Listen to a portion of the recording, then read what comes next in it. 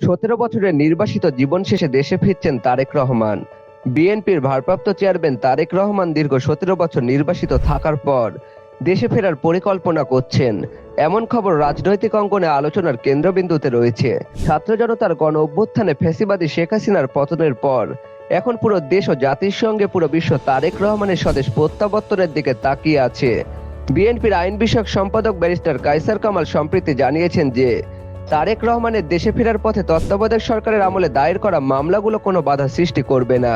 তত্ত্বাবধায়ক সরকারের সময় তারেক রহমানের বিরুদ্ধে বিভিন্ন মামলা দায়ের করা হয়েছিল, যার মধ্যে দুর্নীতি, মানি লন্ডারিং এবং ক্ষমতার অপব্যবহারের অভিযোগ রয়েছে।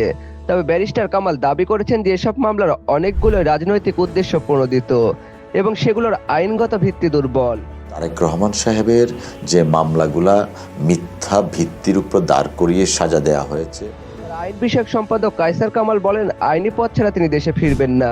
তার আইনজীবীরা আপ্রাণ চেষ্টা করছে তার মামলা নিষ্পত্তি করার ক্ষেত্রে। এখন দেখার বিষয় কবে সবকিছু ঠিক হয়ে যায় এবং কবে তিনি সঠিক মনে করেন বাংলাদেশের ফেরত আসাকে। তবে তারেক রহমানের দেশে ফেরা নিয়ে রাজনৈতিক ও আইনগত অঙ্গনে মতবিরোধ রয়েছে। অন্যদিকে বিএনপি মনে করছে এটি তাদের জন্য একটি নতুন রাজনৈতিক সুযোগ এনে দেবে। অন্যদিকে তারেক রহমান কবে নাগাদ দেশে ফিরবেন সেটি নিয়ে এখনো এক ধরনের ধোঁয়াশা রয়েছে।